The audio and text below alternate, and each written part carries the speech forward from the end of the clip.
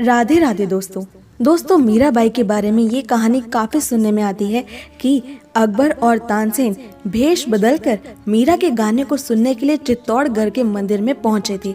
उन्होंने मीरा की पवित्र चरण छूकर कीमती जवाहरात की माला कृष्ण की मूर्ति के आगे रख दी। जैसे ही राणा को ये सूचना मिली, वो बेहद क्रोधित हो गए कि मीरा ने अपना मुख एक मुस्लिम को दिखा दिया। जिसके बाद उन्होंने गुस्से से मीरा को कहा कि जाकर डूबकर मर जाओ और जीवन में कभी भी अपना ये चेहरा किसी को मत दिखाना। तुम्हारी वजह से मेरी और मेरे परिवार की बहुत बदनामी हो चुकी है।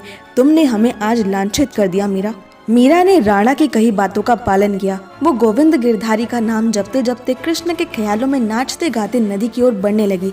जैसे ही मीरा ने नदी में कूदने की कोशिश की, पीछे से किसी ने उसका हाथ थाम लिया और वो गिरने से बच गई। जब मीरा ने मुड़कर देखा तो अपने प्रेमी श्री कृष्ण को वहाँ साक्षात खड़ा पाया। कृष्ण को अपने पास देखकर मीरा को विश्वास नहीं हुआ।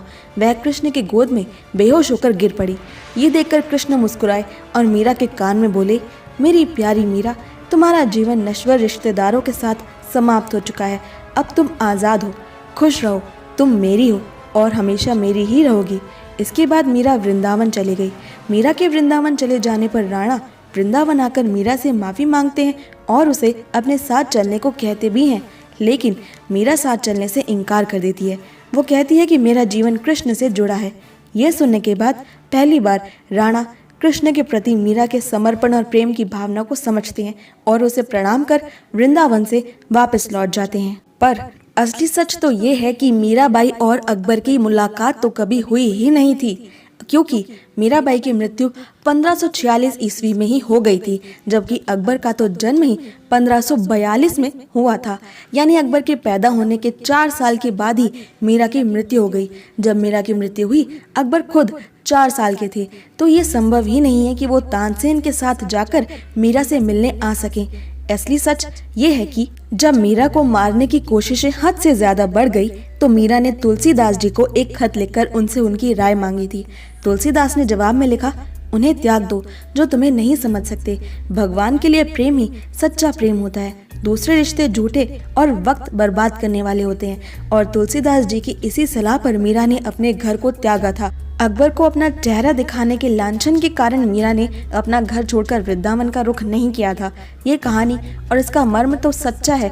कृष्ण मीरा को बचाने अवश्य आए थे और मीरा को नदी में कूदने का आदेश भी दिया गया था, पर इसमें जो अकबर और मीरा की मुलाकात का वर्णन किया गया है वो ऐतिहासिक रूप से बिल्कुल भी सत्य नहीं है।